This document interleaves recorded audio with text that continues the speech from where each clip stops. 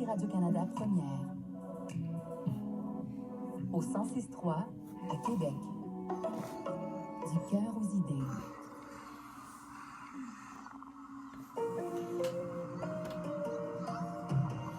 Aujourd'hui, au Radio-Journal, Mark Carney à la place de Justin Trudeau, du pareil au même, selon les conservateurs. Il faut se rappeler que M. Carney est actuellement le conseiller financier du Parti libéral du Canada.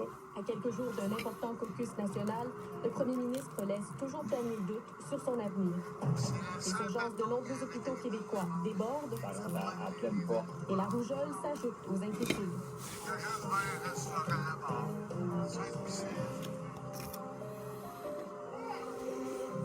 Bonjour, ici Rebecca Kwan.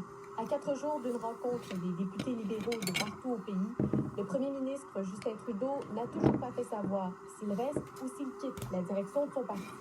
Devant ce silence, des noms circulent pour lui succéder, dont celui de l'ancien gouverneur de la Banque du Canada, Mark Carney. Et pour l'opposition conservatrice, c'est du pareil au même. Alexandre Lepoutre a préparé ce qui suit. Justin Trudeau entretient encore un certain flou sur son avenir politique. Il avait dit en fin d'année qu'il allait prendre le temps des fêtes pour réfléchir. Depuis, il est revenu de vacances, mais ne s'est toujours pas exprimé clairement. Peut-être regarde-t-il sa réflexion pour son caucus national qui va se réunir mercredi. Est-ce que c'est là que tout va se décider?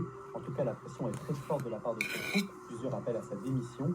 Justin Trudeau semble être dans l'impasse. Voici le politologue Frédéric Boilly. Je pense que le silence dans lequel il s'est emmuré pendant les 2 dernières semaines indique évidemment, il pense à son avenir, mais je pense qu'il pense plutôt comment laisser la place à quelqu'un d'autre. En attendant, il y a déjà des candidats à sa succession. Mark Carney, ancien gouverneur de la Banque du Canada, penserait sérieusement à se lancer dans la course si Trudeau démissionne. Selon une source proche de M. Carney, il aurait reçu des dizaines d'appels d'élus libéraux, mais aussi d'organisateurs le poussant à se lancer. En tout cas, M. Carney est déjà la cible des conservateurs, d'abord de la part de M. Poilievre, mais aussi de Pierre Pauly, lieutenant politique pour le Québec du Parti conservateur. Pour nous, Mark Carney, Justin Trudeau, c'est la même chose. Il faut se rappeler que M. Carney est actuellement le conseiller financier du Parti libéral du Canada. Donc, ce qu'on voit, la difficulté qu'on a à vivre d'un point de vue financier, qu'on a un déficit astronomique de 62 milliards de dollars, s'explique par les politiques proposées par M. Carney. Et pour les conservateurs, la stratégie reste la même. Le parti va déposer une motion de censure mardi au comité des comptes publics. Si elle est adoptée, elle ira en chambre fin janvier à la reprise des travaux parlementaires. L'objectif, faire tomber le gouvernement Trudeau. Ici Alexandre Lepoutre, Radio-Canada, Montréal.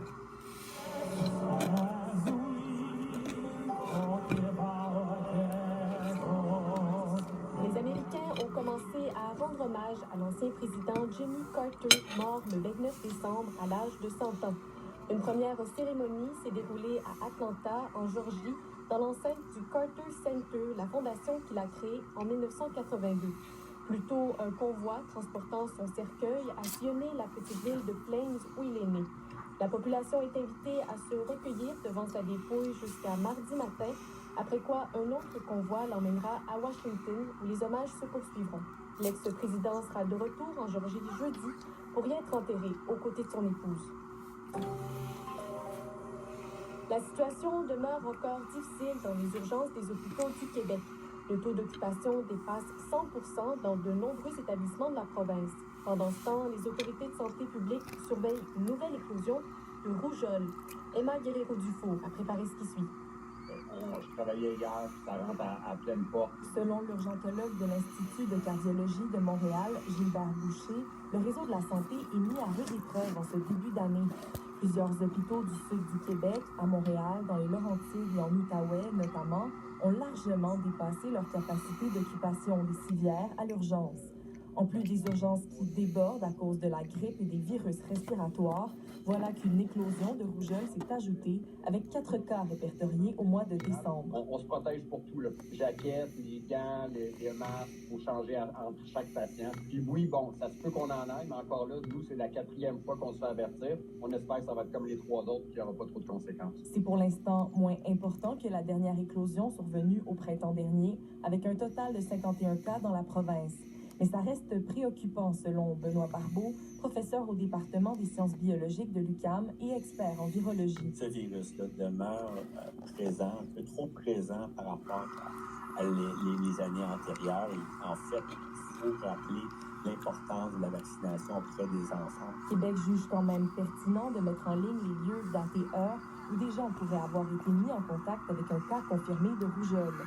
La majorité de ces lieux se trouvent dans les Laurentides. Ici Emma Guerrero-Dufour, Radio-Canada, Montréal. Et en terminant, la ville de Québec a attiré un nombre record de touristes pendant la période des fêtes. La vieille capitale est même devenue la destination canadienne la plus populaire devant Montréal, Ottawa, Toronto et Vancouver. Le taux d'occupation moyen des hôtels, qui se situe à 77 %, est le plus élevé au pays et les revenus sont aussi en forte hausse. Comme l'explique le directeur de l'organisme Destination Québec Cité, Robert Mercure, les visiteurs étrangers y sont pour beaucoup. La majorité des touristes sont quand même des Québécois en général, mais on voit pendant les fêtes là, que le marché américain est vraiment au rendez-vous et le marché français aussi, donc le marché international est assez fort. Destination Québec Cité attribue le succès de Québec à son offre en restaurants et en hôtels de qualité, mais aussi au taux de change qui favorise le tourisme international. Voilà, c'était le Radio Journal. Merci d'être à notre écoute.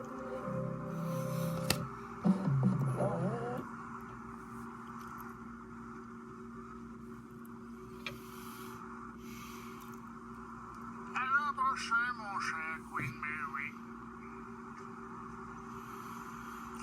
J'ai vu sur un site de vente de croisière qui sera de retour au Canada l'an prochain. Bernard Germain sur le 13 francs.